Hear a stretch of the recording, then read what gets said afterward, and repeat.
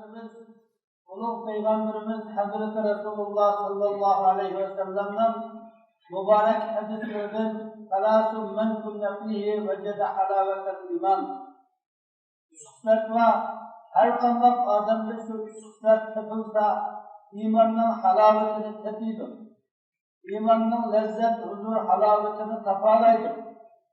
Degan mana şu mübarek hadisning tafsiriga bayon qilamiz. Yani iman hammamizga ma'lumlik, o'zi bir ma'naviy narsa.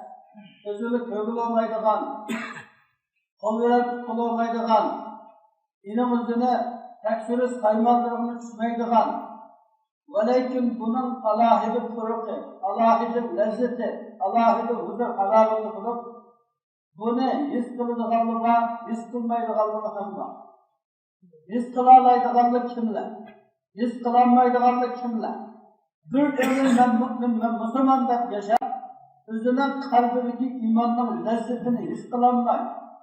O'zining qalbidagi imonning furuqidan lazzatlanolmaydi. O'zining qalbidagi imonning huzuridan huzurlanolmaydi.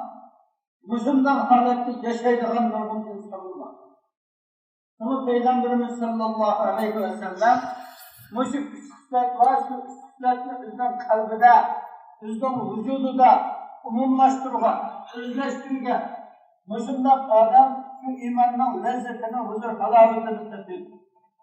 Bu sifatning birinchisi qazi desa, birinchisi Alloh va Allohning Rasuli bu insonga nisbatan hammadan do'st, mahbub qilib. İkinci olsa bir odamni yaxshi ko'radigan, bu yaxshi ko'rish faqat Allah razılık usulundan olsa.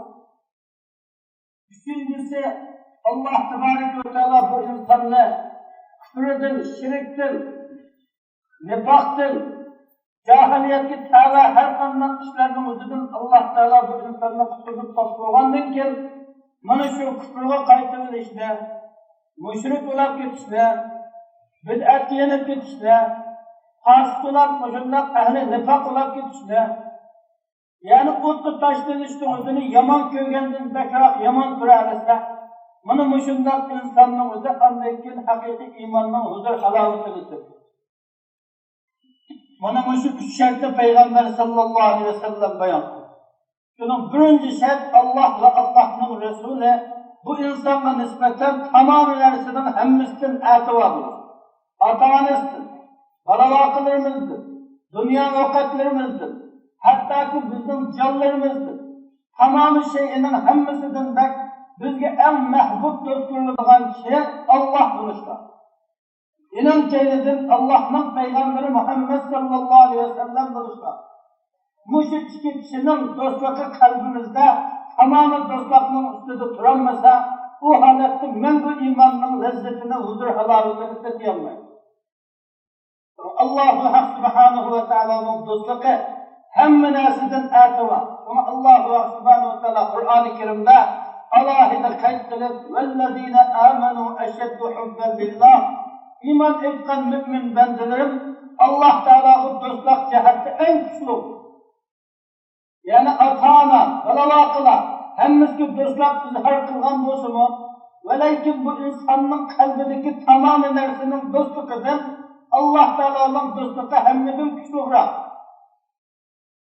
Yani Budistler, müşrikler, bizden ilahlarına Allah Teala'ya o'xshash cho'qinib, ashunga sığınıp turib, lekin iman etgan müminlerin qalbidagi bu do'stlar, ashu müşrik insonlarning butlarini deb, ashu hayotini o'zini yaxshi ashuning uchun qurban berib, bir ömür hayoti shu but uchun yashaydigan rohiblar, but uchun yashaydigan ashunday botlar, ashunday shirik e'tiqodlar uchun yashaydigan ehli batıl insanlarının bütün aydınlık olup Allah Teala'nın gayrı olan yani ilahi batıllarının gibi olan muhabbetinden iman etken mümin bendilerinin muhabbeti hemmedin bezip şükreden Allah Tebarek ve Teala bana biz mümin Müslümanlarının ki kalbideki Allah'ta olan dostluğumuzda bizi güvalık koydu.